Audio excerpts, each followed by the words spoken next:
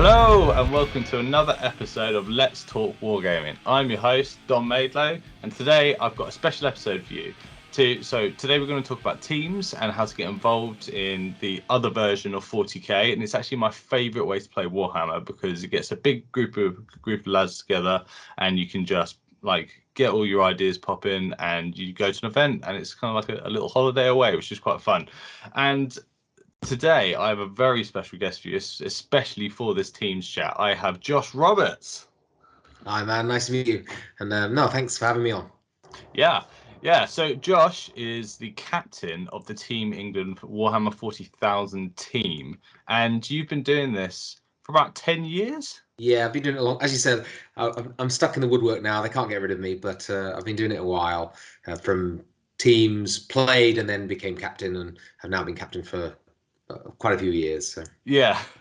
So how did Team England come about? Was it just a few mates just decided to go, oh yeah, we'll call ourselves Team England, or was it just we actually want to elevate our play and try and get a real stamp on the UK scene? So a little bit. So when it first started with what now it's called the WTC, which is the World Team Championships, because it's expanded. There's teams from Australia, teams from New Zealand come. There's a Canadian team, of course, the American team as well. But originally it was called the ETC, so European Team Championships. And when it first started, I wasn't involved at the very, very beginning, and I think it definitely was. They were doing the European Team Championships, and there was a group of English guys that went, oh, that sounds cool. I want to go and do that.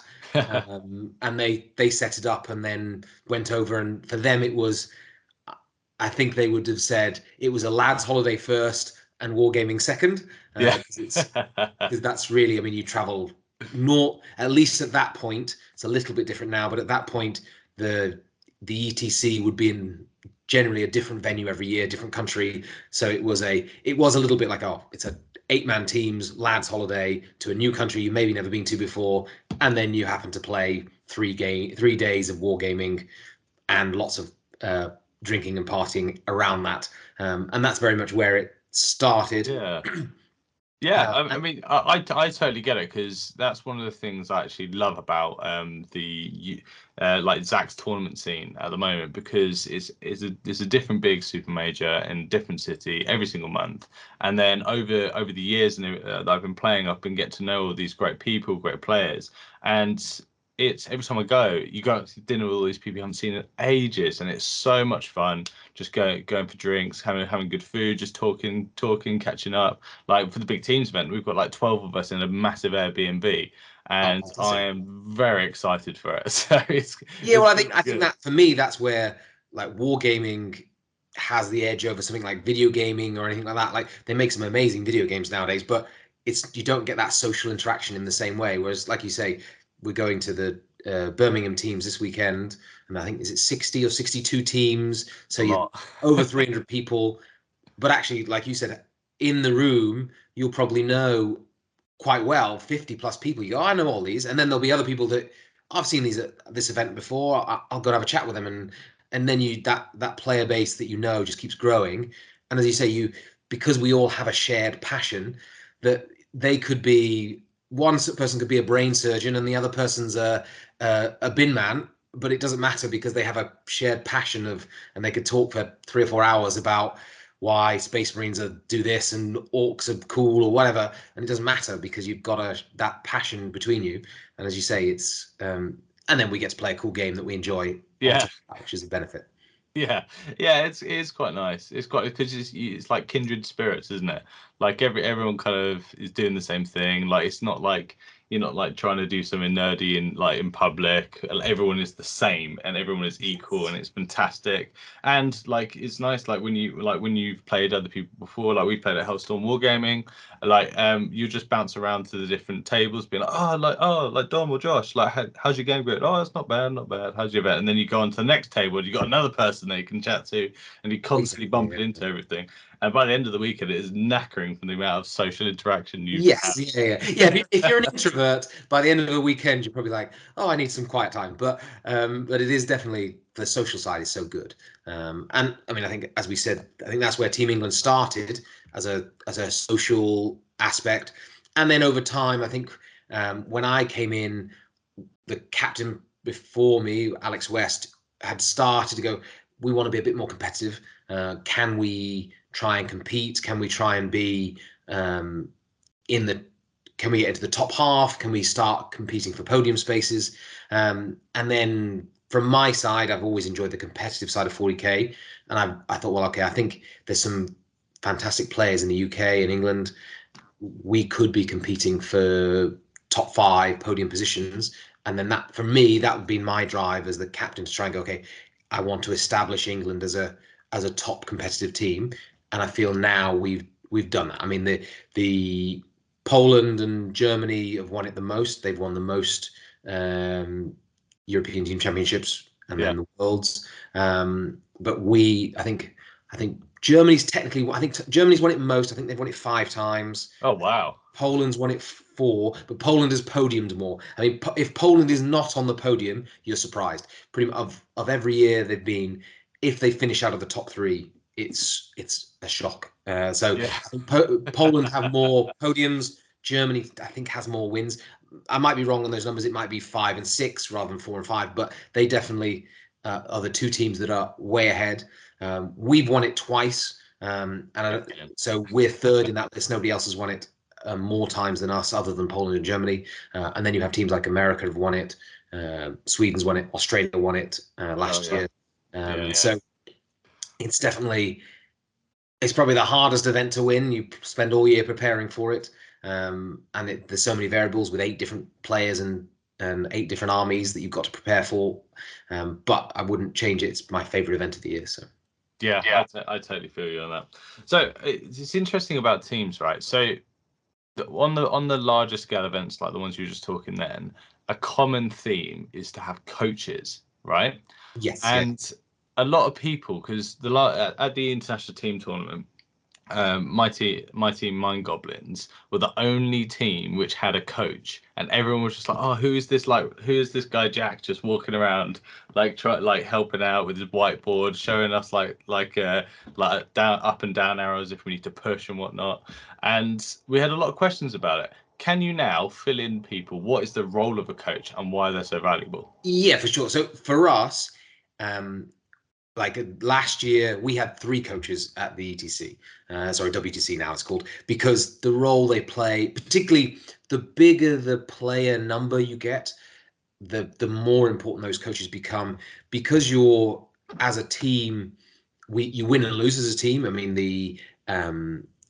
say the Birmingham system is a little bit different in that it's, you win by a point, you win the round, whereas the WTC, there is a draw bracket. So of the 160 points you can score, if you score between 75 and 85, that is a draw for the round. So there is a draw margin. So you do get draws at the event. That, I wouldn't say they're super common, but they do happen. Whereas it's very, in the ZAC system, I mean, you have to get identical points. But because you're trying to manage 8 games, they're all independent games, but the scores all interact together and total. For us, when you're playing, like me as captain, I'll manage the pairings at the beginning and you're trying to engineer the matchups in your favor, so you have an advantage before the game starts, or the games start. But of course, it is still a dice game. Things go wrong. People needed first turn, they go second, or some opponent makes a mistake, and then a game that you thought would be a bad matchup is actually swung in your favor. So for us, but if I'm playing as a playing captain, I've got to focus on my game, because I've got to get the result I need. So if I've gone into a bad matchup, I'm trying to minimize my loss. Rather than getting whitewashed, can I get a few points out of this game, because that all helps towards a tally? Or vice versa, I've got a good matchup, I need to be focusing on my game to, how do I get, okay, on average, this game should be a 13-7 or a 14-6. Can I push it to a 15-5? Can I push it to a 16-4? Again, every little point helps. But while I'm doing that, I can't then be looking at how the rest of the team's going. So if without a coach, you're a little bit blind then at that point. You're just like, everybody's got to play their game, and then you hope at the end your score is high enough to get you in 86. The WTC is the win bracket. So hopefully between the 8 of us, we've scored 86 points. Whereas with a coach, what they can do is what they call run the line is what I call it, and they can during the 8 games or 5 games if it's 5-man teams or 3-man teams, whatever the size of the team is, they can run that line and go, okay, what did we predict in our matrix before the round? Okay, so these are all the pairings we got. We expect, if average results, we'll get 90, let's not pick a number, 92 points from this round. Okay, so we're winning the round, but it's quite close. There's not a huge margin between if we get 85 or less, we're drawing or losing. So say we're at 92, we've got a little cushion of 6 points. Okay, fine. Then as the round progresses, you can get a reading from your coach. They'll go, okay, this person got to go first. That's big for them. This person lost the infiltrate roll off, which is big in that matchup, or particular information like that. At the start, they're generally just an update. But then as the games go on, because different games go at different paces, sometimes you'll find, okay, this game's gone really well for us. We've actually won. We've finished this game already, and we're up. That was predicted as a 14-6, but he won 19-1. So actually we're positive 5 points. And then as the results start to come in, because you have a coach that's running the line, you can then feed back they would come to me and say, okay, actually our prediction was 92. We're now looking at say 106 because games have gone well. And then I might say, how are the other games looking? Oh, this is what they're looking like. And then I'll pick a name. Saying Mike's gone, do I need to push in my game? They've fed that back to the coach. And then, oh no, we're looking up on our points. No, tell Mike, I don't need him to push. Just hold his score. It doesn't matter even if he's got a prediction of 13. If he gets 12, I'm happy. Yeah. Whereas if he pushes and then he loses, we lose all that gained momentum. Yeah. So having a coach, because I mean we've all played 40k. There's you definitely, most games you play, there'll normally be a moment in the game where you go, I could push here, and if it goes well, I'm going to win this game, and if it goes wrong, I've probably lost. And in singles, when particularly if you're playing in the big majors here in the UK, which are win by a point, and you win the game, sometimes you go, well, I have to push because I need to. If I don't push, I might lose by a few points because his secondary is slightly better than me. So I'm going to do it anyway. Whereas in teams, you might go, well, actually, I don't need you to push. I'll take 9 points. You just score as many points as you can. Let them do their game because I'll bank 9 points. And then I've got other games that'll give me the points I need. So you can manage that points expectation. The flip side of that is if you've got games that are going wrong, you might have games like, okay, I'm playing a matchup that's good for me. I'm sitting around 14 points. And if I just play out my game, don't take any risks, I'll get around 13, 14 points. And then the round's like, well, actually 13 or 14 points, we're going to draw or lose the round anyway. Yeah. So Josh, just push. It doesn't. If you then lose and you come back with an 8, we still would have lost the round. But if you come back with a 19, you've maybe pushed it into a draw rather than a loss. So having that coach lets you in game management to realize, okay, we need to push, we need to hold. Things have gone right, things have gone wrong, and it lets you inform your tactical decisions as a squad rather than just each playing individual games and then hoping the score works out at the end. So for sure, coaches I think are so important. And then from the other side is what we use, say, the coaches for the WTC for, because it's 8-man teams. If there's a bit of a language barrier, time can become an issue. So one of the things our coaches were also, I mean, it sounds silly, but it's keeping people hydrated. They were helping time management, isn't it? Yeah, time management. I mean, one of the other things would be is if a player needed a ref, because there's limited refs at an event that size. There's a good number, but they're wandering around. Well, you can carry on with your game, and a coach will go and find a ref for you and bring them over. Or things like one of the big time aspects of 40k right now is because most tournaments all play set terrain, setting up terrain and objectives at the start of the the game can take a while, and then particularly on top of if you've then got to do a pairing system on top of that. So like one of the things we did is while we were doing pairings with the other captain and team, we asked our coaches, can you start setting up tables? So then when players were going to their table, they were going onto a table already set, ready to start playing, rather than having to spend 15-20 minutes sorting the table out and then cutting into game time, which they needed to complete their round. So I mean, for me, if you can, the importance of a coach, if you can have a coach at any team event, I would definitely take one. Of course, it's always hard if does somebody want to not play and just watch, because a lot of us are all fans of the game and want to play. But if you can have a coach, 100%, I would take one. Yeah, I totally agree with you. It's a role which I found before the event. I kind of thought it was like it was just like a fun role, and it's just a guy who wants to come up and like socialize with us while we're playing. But when we had Jack as our coach on that, it was invaluable. Like we had Nick who was playing Jeans to the Cult, and it took him forever to get his models out. So one of the things that he would do when Jack realized after like our first couple of games took ages to get models out, he would get them all out in piles ready. So then so when he does his blips, it's just bang, bang, bang, bang, bang. He can get them all down. And there were a few times where like Jack came up to one of us, like for me it was in the second last round, came up to me and I basically took the bullet to try and nullify Gene Colt's score, because it was that everywhere else we had good matchups and one like so-so matchup, and all I had to do was stop them getting, let's say, as the points difference of like I had to be within like 20 points minimum. And at the start of round 2, I was like, he came up to me and goes, how many points do you reckon you're going to score in this game? And I just had a massive hit from him, from his bikes. And I was like, oh, I think I'm only going to get an extra 30 points here. I don't know, unless I just go all the chips in the middle of the board and just see if he can kill it. And if he can't, then maybe I've got a chance. And he goes, okay, well, instead of get 20, try and get 50.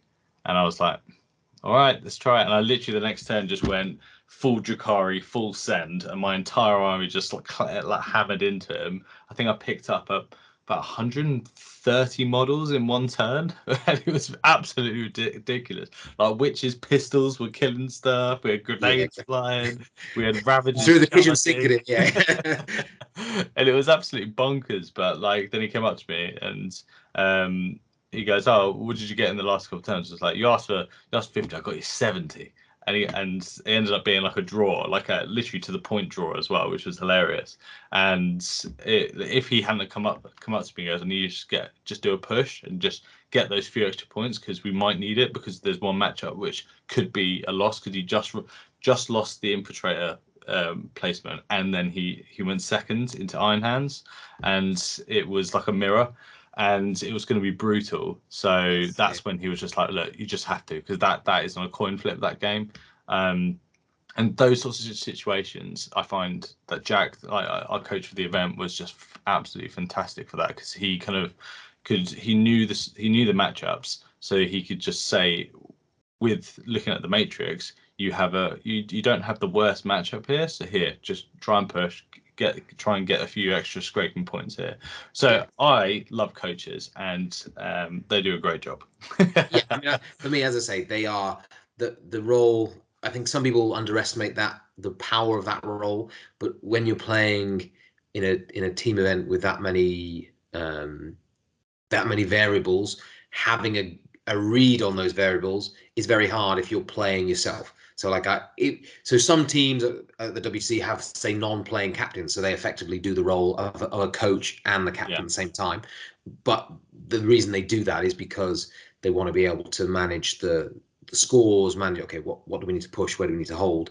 So you can do it that way, or you can have a coach. But I think having coaches, it just makes it so much also less stressful. You have a read of how the game's going, whereas otherwise it does feel a bit blind. You're like, oh, my game's gone well, and then you turn around to the rest of your team and they're like, yeah, ours didn't go very well. And you're like, oh, you sort of have a high because you're like, oh, I've managed to do something, and then you're like, yeah, no, that didn't work. The rest of us got panned or whatever. So Yeah.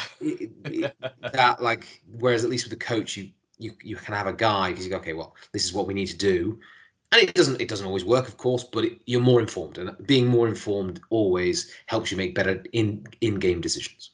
Yeah, I totally agree with you. The more information you can have, the more the team kind of works together and can get the wins, which is fantastic. So let's move on.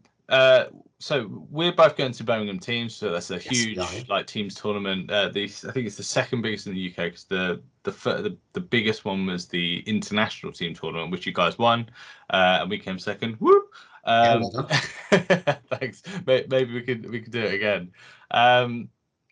This time there isn't as many, or I don't know if there is any foreign teams coming over, because last time we had the Netherlands, they sent 2 teams. We had Team Poland, and then obviously it was the usual names of Team England, Dice Down, War Masters, Vanguard Tactics, and all those different yes, yeah, all big clubs, and then I'd say some foreign teams. Yeah. So this time we've got a little shaking up of the kind of meta, because people have chopped and changed teams. There's been a new competitive team which has just popped out of nowhere, and it was from the boys from Dice Down, and it's Vic and David's team Ignite, which I think apart from my obvious pick is Team England, but I think Ignite is someone to kind of look out for, and they've got quite an interesting they've got quite a few interesting picks in there. So they've got Guard, Iron Hands, Eldar, Brian Seep on Orcs, and then Boris on World Eaters. As armies, do you think they're quite a good mix? Because you've got a bit of combat, bit of elf magic, and then you've got the Iron Hands and Astra Militarum holding it down with the shooting. Yeah, so I mean, I think with the current meta as it is now, like I don't think there is a set 5 that you would definitely pick. No. I think there's lots of variety, and when you're picking a team, it comes down to sometimes there is set armies. Like, okay, I mean, almost every team has probably got some variety of Marines. Which version of Marines, there's actually some choice in there, but most armies will have a version of Marines, and most teams at the moment, because they are very strong, have some version of Eldar. Is it Eldar mixed with Harleys? Is it Yanari? Maybe there's some play in that, but generally most teams have those two. And then outside of that, I think Guard are a very strong choice. They probably would at ITT, they were almost auto take because they hadn't been. They're at their peak, weren't they? Yeah, they did. they could do the 18 mortal wounds for free. They had none of the. They hadn't had been touched at all. Whereas now they've had a little bit of not. I don't think majorly. I think they're still very strong, but they've had a little bit more where they probably can't. Some of the damage output's not quite as crazy as it used to be. Yeah. So they can still win games, but they don't maybe smash quite as quickly as they used to do. And then you've got demons are in a good place. And there's either you can in teams you can skew and go say the more Tzeentch heavy to deal with gun lines, or you can go mixed. I think you've gone mixed, haven't you? So I've gone mixed, yeah. So that gives you probably more play into more things. And then after that, it comes down to player. So like Brian is a very, very good Orc player, and I think Orcs are very good. They've got great secondaries. They've got some great pressure and combat, but you need a player that really knows how to use that army. Because if you've got a player that sort of half knows it, it can be very fragile and fall apart very quickly. And then you're like, okay, it's not bringing the points that you expect. Whereas Brian's played them a long time, knows them very well, and if anybody's going to get good points out of Orcs, it'll be Brian. And Brian's on Team Scotland so he's a regular international player. So that's a good choice. Gaylard, we know, has been playing Guard pretty much since the Codex dropped, I think. Yeah. So he's got loads of reps with that. I know he ran a very similar list at Warhammer Fest and did very well with it. So I wasn't surprised with his list. Vic's been on Eldar since the latest update. I mean, he's played Eldar before a long time. Oh, yeah, definitely. But again, expected Vic. And then Yokol, I think he's actually an Icelandic WTC player. So again, he's a good player, and I know he's been playing. He was actually on Death Watch before. I thought they might keep on Death Watch because it's an interesting meta choice. It is actually quite an interesting pick, isn't it? But I guess the safest option for Marines is maybe the Iron Hands on UKTC terrain. So yeah, especially. I think they've maybe gone for the safest Marine option there, and it's a very strong list. And then I think Boris is a very good player. I suspect with Boris, they maybe, I don't know if they would have wanted to take World Eaters, but that's what Boris wants to play. So I know that's what he's been playing. He played them at the last event. He took them to Warhammer Fest.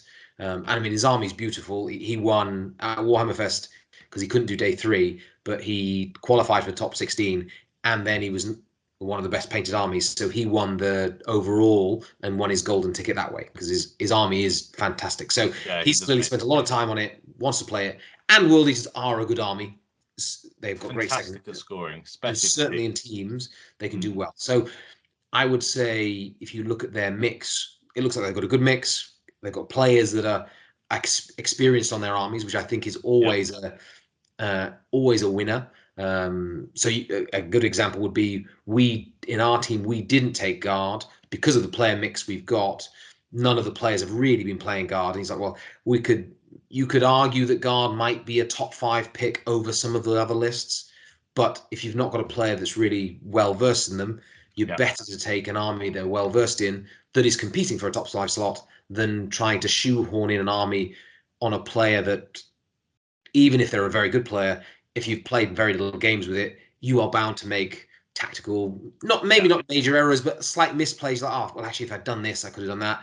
But that only comes with reps. If you jumping on an army right before an event is always a risk on that side, and making mistakes as well. And you say there might not even be major mistakes; they're just slight misplays. But again, when it's teams, every little point can matter.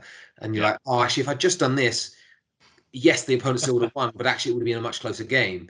Well, actually, in win-loss, oh, well, I would have lost anyway. So if I lost big or lost small, doesn't matter.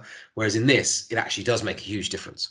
Yeah, it does. Misplays always make me laugh because it was that. Remember at Hellstorm Wargaming when I was playing Michael Duff, and it was coming down to a point, and I had misread the tertiary on one of the objectives. So I'd set up a cheeky little teleport to plant a bomb, and I'd win by 2 points. And it turned out that I couldn't do that. I was like, oh no, I've lost by 2 points. We recounted up all of the scores, and it was a dead draw. Yeah, it was a dead draw. It was so funny.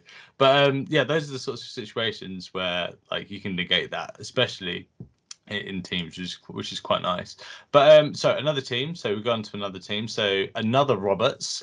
This is Army Reactor, and we've got a Mind Goblin in there. We've got Adam Lane, John, and he's playing Deputies Astartes. You've got John Swallow playing Necrons, Michael playing Guards, Nathan playing Knights, and then Peter playing World Eaters. What do you think of those army selections? Yeah, so interestingly, I mean, for people who, if you've got BCP, you can go and you've got your subscription, you can go and look at the lists. So they're quite an interesting team to look at in that I would say they have gone quite skewed on their army designs. So if you look at all of the armies, I mean, the Iron Hands that Adam's running is pretty standard. His is pretty much what most people. There's a few. There's arguments. Do you take more Vanguard? Do you take more Scouts, because they've now limited the character Dreadnought actually uses up one of your slots, so they are a little bit congested in their elite slots at the moment. You do have to make some decisions there now, whereas before that he was a free slot effectively. But generally the lists all look very similar. So his is pretty standard, and then the World Eaters list is pretty standard. I think partly because unless you want to go Angron, and he doesn't really work on UKTC terrain. He can work on WTC terrain. You do see him sometimes there because they've got a lot more ruins and big L's, but generally he's quite hard to make work on those tables. That pretty much the World Eater list is the Lord Invocatus, a load of 8-bound, exalted 8-bound, and then as many berserkers as you can fit in. There's not a lot of variation. Just like Boris's list. Yes, basically. I think Boris's list and Pete's list, like maybe you might have one more Khorne Berserker unit, and they have some Jackals, or they have a few more 8-bound, you have a few more berserkers. It's all pretty much the same. So those two are pretty standard. But then their other three, so they've gone, say, Chaos Knights, and it's even quite a skewed Chaos Knight list in that it's clearly it's combat heavy, and it's got loads. It's like there's I think he's 13 baby knights and 9 are different. They have all the different upgrades and options. So it's quite a tricksy army. It has lots of little tricks that can catch people out, and it's very good into generally the other combat armies because of the tricks it can do and all the options, and because the current meta is really popular with the standard Eldar Harlequin build. That army's worst matchup. That's the army they want to avoid. Then they're quite lucky in singles. You don't really see Chaos Knights, but in teams you might see them, and that is by far one of their worst matchups. So from a skew point of view, they've taken quite a skewed list there that has particular matchups that can do very well in. But if he gets caught out in the pairings, I mean, they've got okay secondaries and they've got obsec play, but they can struggle in certain matchups. If they play a heavy gun line that just can remove their knights quickly, you don't have much play when you've got 13 models. So they've gone skewed there, and then their Necron list is clearly just trying to blunt people. I think is it 8 units of massive warrior blocks with the Rian and things like that. So do you have enough flamers? Yeah, it's clearly okay. How do we? They're thinking about their matrix and going, okay, for difficult matchups, can we just, rather than trying to win that game, we're just trying to blunt games. And with the way that... Good technique. Good idea. Yeah, it's a clever idea. And particularly because the way Zach allows stringing out with reanimation, it has some tricks that you have to be mindful of if you're not careful. Whereas other events don't allow that, and that sort of kills that army. I mean, the WTC doesn't allow you to do those huge strings with reanimation. All your models have to be set up with incoherency, whereas the way Zach's ruled it is you can bring one back and then you bring another back and bring another back, and you can string out. So it can definitely catch people out and tank people's primary, which then even in a matchup they were maybe losing, they'd cut out some primary points and brought it back down to a draw again, or even a win potentially if you've not been mindful. So it's a very skewed list, but has a role. And then Mike's guard again is quite skewed. He's gone very skewed. Yeah, so he's gone very vehicle heavy. Now again, some armies will just not be able to deal with that much armor and that much output, and then they'll just fold, and then he can get big wins. But again, if he hits certain armies that if he hits an army that can deal with him, then he runs out of options quite quickly. Whereas something like, say, Gaylord's guard list is a much more all-round. He can play pretty much anything with his list, and he has a decent game into it. So it's a different mentality, which is interesting because in teams 5-man, it's a little bit harder to do that. So you could maybe say they've gone too skewed with a few of their combinations, because you've got less options to pair. But certainly when you get to the bigger teams, having a few skewed lists in your roster list is quite a powerful play. Yeah, if you just take all the standard lists, everybody knows what they sort of do, then your pairings can become a bit predictable. So often trying to find a niche, okay, how do we use this list? What can it do? It does a role that maybe, particularly the best thing you can do at a teams event is if you can catch somebody out with an army they don't know what it does, and they pair into it thinking it does one thing and actually it does another, and you've got a good matchup, they think they've got a good matchup. That's your sweet spot. That's the if you can catch somebody out with that, you've not won the round because you've still got to play the game, but you're halfway through the door because you've won the pairing battle already. So they've clearly gone more skewed, and it'll be interesting to see how they do, because I think they've got some good players there, and they've got, as I said, they have pushed that skew side. If they can manage it in the pairings, then they can cause some real problems for teams. Yeah, I totally agree with you. I think my favourite one out of those was the Necron list, which is just like nearly 200 bodies on the board, which is just ridiculous. So I find that quite good. But when we're talking about skew lists, because usually the typical guard list is mortars, mortars, mortars, tanks, tanks, tanks, then a sea of bodies to kind of stop people charging it, and then loads of Kazakin. This has no Kazakin, but it has 10 tanks.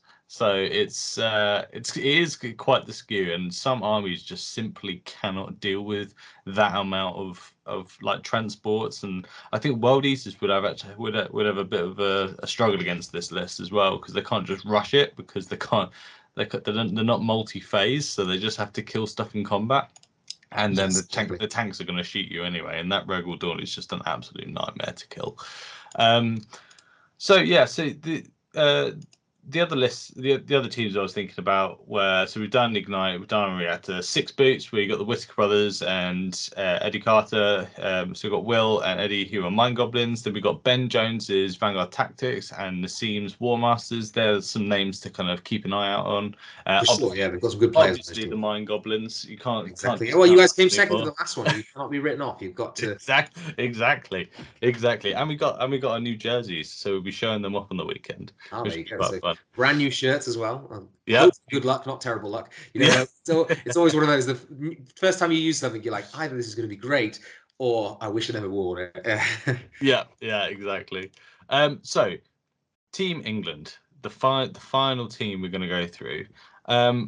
Just tell us, don't go into too much detail, because we can speak for hours about certain choices and everything like this. But you've got a few different armies than what people might think that players might bring. Like, you haven't got any guard, you haven't got any demons, you haven't got certain other armies that people might think that you bring. So what has Team England brought, and what is the idea behind them? Yeah, sure. So we've gone. I'm on Space Wolves rather than Iron Hands, which I think we were chatting about that as a team. I think this, as we said, I think maybe the slightly safer option is probably the Iron Hands, but I think for me the potential of Space Wolves, they're just so good. They're so good. Give you some great options. And I've been playing Space Wolves quite a lot since the change with the update as well. I've enjoyed using them. Also, I had to remodel all my Vanguard veterans and everything else. I was like, and they don't have the same options as Iron Hands. I'm not ripping off arms again, just before 10th edition drops, and it's probably all invalid again anyway. So I was like, I said to the team, unless you guys have got an Iron Hands army that matches the combos I need, I'm sticking with my Wolves. And I've tweaked it a little bit to adapt for UKTC terrain, but the general principle of how the list works is the same. So I think Wolves are very strong, and I said I think they're on a similar level to Iron Hands. They have some matchups are a little bit better for them, some matchups are a little bit worse, but they do a good role within the team. Then we have Robbo, or Matt Robertson's on the Eldar, and his list is the fairly standard Eldar Harley mix. Again, it comes down to personal preference, choice of like, how many Phoenix Laws do you want to take? Some people like just the one, some like two. He likes two. He likes the two. Do you go for D cannons? Do you go for Night Spinners? There's a few tech choices, but generally the list is fairly similar. So his is for a fairly standard list in that case. And then outside of that, we're a little bit different with our list. So we've got Mike on GSC, and I think GSC is a little bit like we talked about Brian with his Orcs. Is if you've got a player that knows them really well and been playing them a long time, I think they're one of those lists that I think they're probably one of the highest skilled check armies in the game. Yeah, I'd agree with that. If you play them averagely, you will lose a lot of games. It's just they are paper bags. They don't have a lot of inbuilt survivability. A mistake with them is very punishing compared to some other armies where, okay, I can make a mistake and it doesn't kill my whole game plan. Whereas with GSC, sometimes you can make one silly mistake and like, oh well, I've just thrown away my whole plan to win this game has just gone down the toilet. So I think, like we talked about with Brian and his Orcs, Mike's been playing his GSC a lot, and he really enjoys using them. So he wanted to use them before. Who knows what's going to happen with them in 10th? And I think with their secondary options and the way they score, they're a very strong list. So we thought, okay, if Mike wants to play them, he's comfortable with them, he's played loads of games, and we feel they are strong enough to make the top 5. It was sort of tick, tick, tick. We'll take them then. Yep. Then with Chris, he's on his Necrons, and like he did very well for us at the last team event with Necrons, and caught a lot of people out. I think again, people think Necrons are they had their resurgence where they went from being nothing to maybe the best army in the game, and then some tweaks to the Silent King and a few other tweaks with the secondaries brought them down a little bit. But actually, you look at the way they still play, they still have some great secondaries. They're still amazing. They're still an amazing list. They just in singles, they're probably not going to win many singles games because they have 1 or 2 hard counters where you just go, I just can't play into that. They just hit certain armies and they're like, this doesn't, I'm going to lose that game. Whereas in teams, you can navigate it. You can navigate that and go, well, actually, as long as, because that's pretty much where the Necrons are. They go, I avoid these matchups, I'll get you great points everywhere else. And then there's like, if you've got a player that, again, that knows them well and is comfortable with them, and he's got some tech choices in there that are a little bit different, and gives him some options that we thought, well, again, he did fantastically for us at ITT, and then actually we also went to 8 Nations, which is one of our warm-up events for the WTC, which is again 8-man teams who use Necrons there. Well, again, so we like, Chris, you're sticking with Necrons. He tried to say, "Oh, can I use this?" Like, oh, no, Chris, you could play that. So he's stuck on that. And then the last one, which is probably the most, for some people, the eyebrow-raising one, is Manny has gone on to Thousand Suns with Demons. And I think it's interesting. I think again, it's the single skew, which you try and have to forget that when you're looking at team lists. In that, Thousand Suns and Demons they had what, 2-3 months of craziness. They were just crazy, so powerful. They had all the options. But actually, if you look at the list itself, the mortal output they've not lost at all. That's still good. They're still as good as it was. Arguably, it's slightly better because now the way CPs work, you can take more of the relics and tricks to actually make some things more reliable. Whereas before, because you were having to spend 3 of your 6 CPs just to take the demon detachment, you couldn't take some of the tricks that you wanted to take. But yes, the demon side is weaker because of the way the patrol works. Rather than being able to just max flamers, they don't auto hit anymore. And of course, they lost the armor of contempt, which stacking with all his dust was just silly. So they are certainly not as strong as they were, and their secondaries again are not quite as crazy as they were, but actually with some of the ways they've tweaked, like behind enemy lines with your teleporting options and things like that, or the sorcerer's prowess actually is still amazing. That is, secondary. They've actually still got some great options. So for us, it was trying to take a list that's a little bit different that people won't necessarily have prepared for.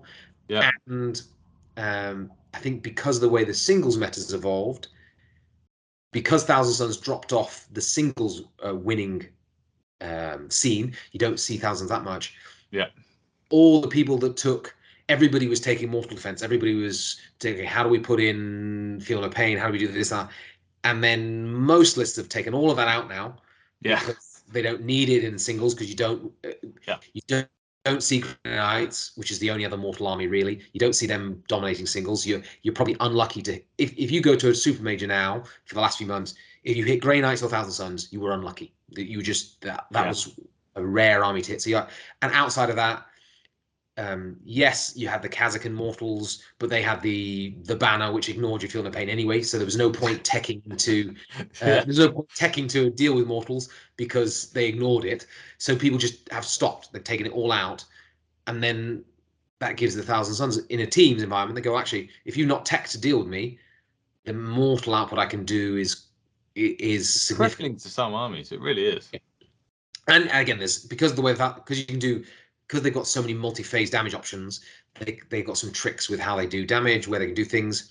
And then the other area at the moment that's really popular in the meta is things like the Desolators with and for Thousand Suns, actually Desolators are not that scary because they're just they're pants into it. Give me all his dust any day. yeah, exactly. All his dust just makes a huge change for that. So actually we thought from an option point of view, it gives us some options in some of the lists we expected other teams to take, and then again, it's something that Manny played it because it was very strong at the time. He played a lot of games with it when it was at its complete peak, and then he's since played a load of games into the new meta of where it is, and he was comfortable with it. And we're like, well, you've played a load of games with it, rather than trying to shoehorn you onto guard, which he had most of it, but he's like, oh, I don't have that many Sentinels.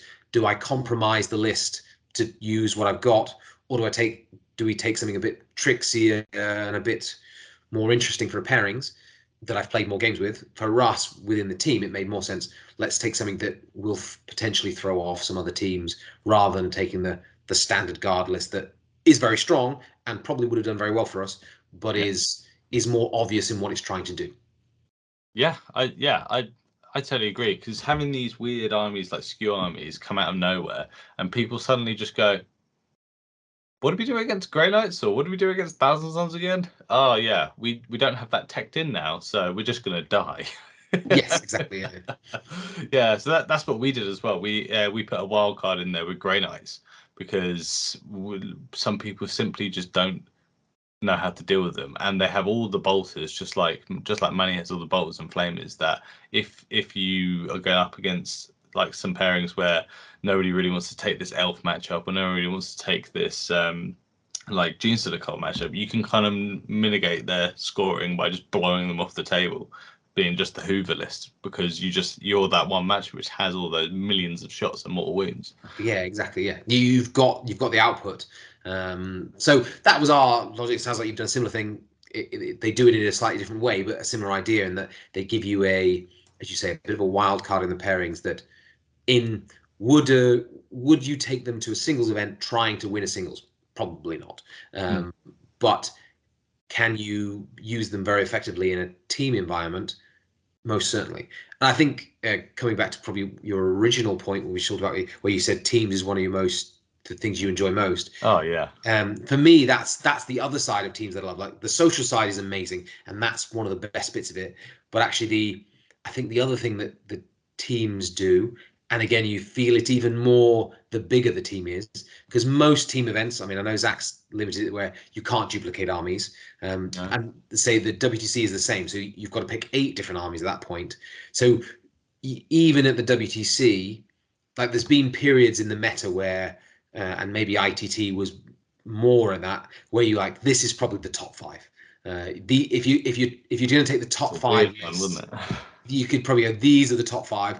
Anything else you take is you're trying to skew rather than taking the top tournament lists. Whereas now, I think actually you could argue there's 6 or 7 lists that you could say are the top 8, the top 5, and they give you more, so you've got a bit more choice there. But when you get to say like 8-man teams, I don't think we've ever had it where you go, this is the 8. This is the 8 you're going to take. Yeah. You might be like, this is the even. I remember even when we were prepping for I think it was the last event that wasn't the ITT, Zach's one, but we had a team event afterwards, which was 8-man. At that stage, when I remember that. I think it was Coventry he did it at, the Coventry teams. There was 4 armies that were way passive. It was the Harleys unnerfed. Oh yeah. Yeah. Then it was the Custodies unnerfed. What else was it? Tyranids? Tyranids unnerfed, yep. Oh yeah. And then I can't remember. There was a Tau, and then Tau, yes. So there was those 4 which were just bonkers, and then it was like, what do we take for the 5th list? So that 5th army is probably just going to get ridden over for the whole round. I think I ended up on Dark Elder for that because they were okay, but they couldn't compete with any of those 4. So I was like, as long as you give me the other non-top 4 in the other team, I can play a game. Otherwise, I'm just trying to get some points. But it was so clear they were the 4, and they were miles ahead of everything else. But even then, I think about 2 or 3 weeks later, we had an 8-man team. So you're like, okay, there's the 4, but we still got to pick 4 more. Yeah. And so you've actually got to then, and that 4 is not necessarily going to be, each team will have a different skew on what they think those next 4 were going to be. So for me, that's part of the reason I love team events so much, in that even if the singles meta is a bit broken, and that has happened at times in 40k. I mean, we had it when, I mean, Dark Angels were a little bit silly in singles when because they could sit in their deployment zone and score 100 points. It was a bit like, okay, well, this is for a singles game. If you looked, loads of top players jumped on the Dark Angels. Oh yeah, because it was a great way of winning singles. But even when you get those, like we had the 8 Nations Dark Angels was still at their full potential. But you're like, well, it's one list. The other 7 have to be different. So yes, we can assume that all the teams will have that one list. Can we find some ways of mitigating its score? We don't even need to beat it. We just want to mitigate its score, so it's not getting big 20-0 wins, but it's getting okay, it's winning the game, but it's winning 13-7. Fine. Well, that's great. 7 points. We've banked that, and then we're playing with the rest of the 7 lists. But it gives you that option that even if the singles meta, and I mean, I think that was maybe the worst time when it was those, I said, that Custodes, Harleys. You just had 4 codexes which were just so far ahead of all the other codexes. It was just silly. That you're like, in singles, you're like, well, if I don't take one of these 4, I have no chance of winning, because as soon as I hit one of those, they just blow me away, or they just whatever they did to you. Whereas at least in teams, you can go, okay, I'm taking one of those 4, or if I'm on one of the other lists, well, actually, I can, because we know we're going to play those 4. Maybe I can skew my list so hard to play one of those, because that's what I'm trying to engineer. I'm not trying to play singles anymore. I'm trying to play a team game, and that just that lets you do things with armies. Because actually, there's some of the other codexes have some great skew lists in there, but you know, if you took them to singles, you're like, oh well, I'll maybe go 3 and 3, or because half the lists I can play, and then the other half I have no chance. So it's not a singles style army that you didn't necessarily enjoy using. But in teams, I've got a role. I know what my role is. I'm trying to play these types of armies. Please help me avoid these armies, and then these ones I can manage. Okay, fine. We've got a plan for you. We know what we want to do. Yeah, and it's such an interesting way to strategize. Like, usually it's just like, oh, I spend ages on BCP writing all these lists, talking to loads of different groups for singles lists. But like you just said, when you come up against these matchups, you have your key ones, but then maybe you bring in the wild card that can skew a bit, like with the mortal spam, because then that just takes out certain matchups that you're worried about. So I think this is one of the reasons why I love teams events, because it's all of the back and forth, the social interaction, but with strategy about building your teams. But then it's also important to realize that it's not a singles event, and it is a teams event. So you need to make sure everyone is happy with what they're taking as well. Like we were saying about Boris, that's what he just wants to play. He's on World Eaters, but I'm sure he can play any army, because he's a very good Exactly, player. Yeah, he's a great player. But I know he's spent a lot of time on that army. He's enjoying it. And there are, I mean, it's not like he's taking a suboptimal army. It is a good list for sure. It does, as we said, it scores well and does a good role within a team. So for sure, I can see why they've taken it. But yeah, I think it's always that balancing act. You've got to have players that are comfortable on the list they're using. Like if I just went to my team and went, these are the 5 lists we're going to use, because this is in running a matrix. This is the most optimum 5 build. This is how we want to do it. They'll look at you like, no, I'm not doing that. Unless you might get lucky and go, oh, I like that list, I'll use it. But generally, everybody wants their own tweaks. Everybody has their own play styles and unit preferences that you've got to accommodate that. You can't just try and totalitarian go, this is the best combo. Because actually, there's so many variables in 40k. There isn't just one set. This is the best. There is always going to be some variation, and that list experience and list design, and also as you say, you play as a team. How people's style of play is different as well. Like some people, we call them in team setup, you say like some people are prey players and some people are put forward players. Some people love to get, okay, this is a good match for me, and they love to try and push the tempo of the game and play for that a big win. And other players don't like that style of play. That's not how I'm a more conservative player. I'm a tactically just working out the game. So for them, they'd probably much prefer I don't think anybody prefers a bad matchup, but they quite like this is a tough game, but I've got my game plan. I know how I'm going to play this. And as you say, in teams, Yeah. Your goals are different. If my goal is 7 points and I hit my 7 points, I've achieved. Whereas in singles, well, 7 points is useless because I've lost the game. So Yeah. it doesn't mean I could get 1 point or 7. It makes very little difference in a singles win-loss draw. Whereas in teams, I mean, I've had it where we've had it where I need a player to get 2 points and they get 3 and they are over the moon because they've got 3 points because then we've won the round. And you're like, Yeah. normally that would not be the reaction a player would give you when they're like, oh, I've lost 17-3. But because they've overachieved, I said, I need 2 from you. That's all I need. And they've played their heart out to get that 2 points. And they've actually managed to get 3. And their opponent's a little bit disheartened because, like, oh, actually, I should have won that 20-0. Yeah. It's a different style of game, but I think it also just opens up every player that even if you're in a bad matchup, you're like, oh, I'm still helping my team if I get some points. Even if it's a bad matchup, I've still got something to play for, rather than sometimes when you rock up to a singles table, you go, oh, this game is, I'm going to go crazy, do something nuts because 99% of the time I lose this game because they just outscore me. Yeah. Well, you just go do something crazy and then go to the bar maybe. Whereas here, actually no, I'm going to play for. They can win the game, but if I get my team, they think I'm going to get 4 and I get 7. I've scored fantastic for them. So it just changes your mindset, and I think that's why as a team it works so well because everybody's contributing, even in the game where is not a good matchup for them and one you'd say they wouldn't necessarily want to enjoy. They have a new aim to go, okay, I'm just going to play for my own goal is to get slightly more points than I predicted. I predicted 5. Can I get 6? And that's a win. That is a win. And I think that's when you start enjoying that side of the game. That's for me why teams become the best way to play 40k. Yeah, totally agree with you, and I can't think of a better way to wrap this little conversation up.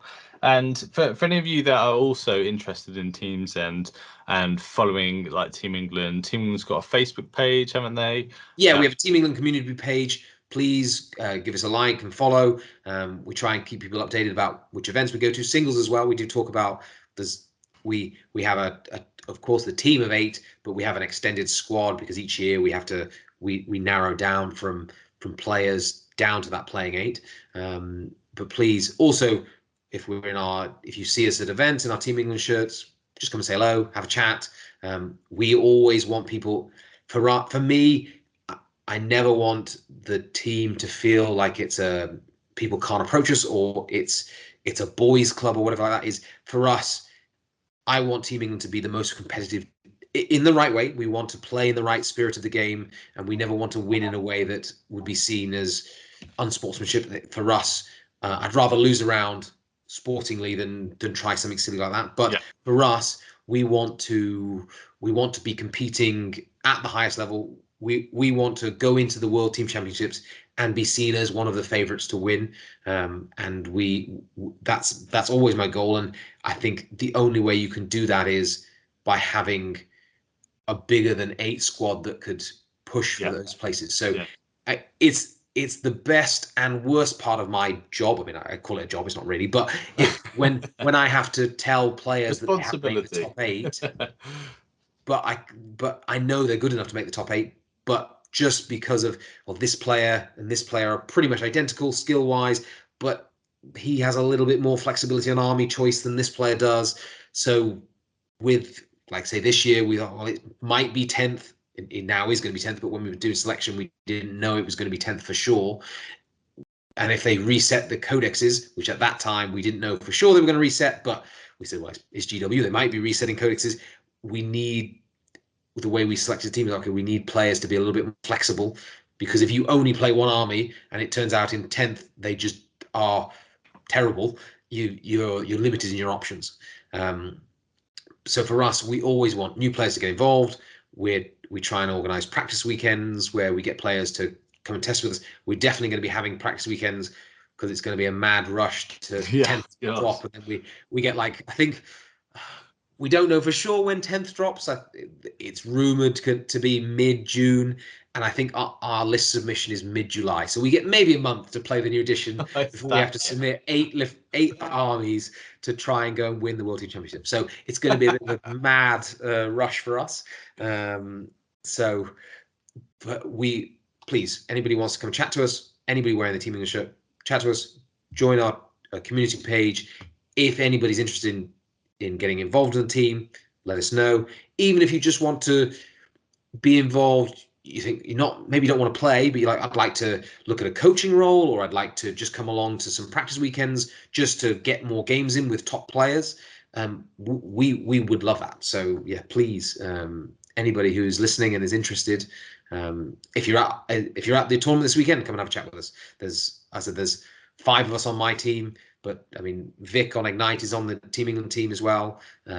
Adam's one of our coaches. Nathan, my brother's one of our coaches as well. So there's Team England players all around the hall. There'll be a number of us there. Please just come and have a chat. Yeah, well said. And I've got a few shout outs to do. So we got East Anglia Slam, which is trying to be a super major. So Zach, you're not going to be owning every venue in the UK, but this is a new super major, which is about I think it's 4 friends who organise events. They're all bringing all their training together, trying to make top quality event for the start of September. So it's with the weekend starting of the 2nd of September this year, and currently it's 120 players. They're hoping to sell out and improve it and maybe get a bit bigger. And it's great practice because it's just before the LGT. So with all of these, with obviously the pressure of all of the big ITC points that happened at the LGT, East Anglia Slam is a great spot to kind of practice before list submissions. So go check that out. The link will be down below. And we've got Dark Fire Cafe, which is a cafe which is opened up in St Albans, and it's brand new. And it's kind of like a Bad Moon style, where it's like a cafe and you get food, but also upstairs there's gaming tables and they sell all of the GW stuff. And yeah, that's us. We're done. Thank you very much for having me. Yeah. Well, thank you so much for coming on. I really enjoyed hanging out with you. And for everyone who's watching this still and you haven't clicked off, please like and subscribe and share it with your friends. Come see us at the weekend if you're there. And for now, it's goodbye. See you later. Bye, guys.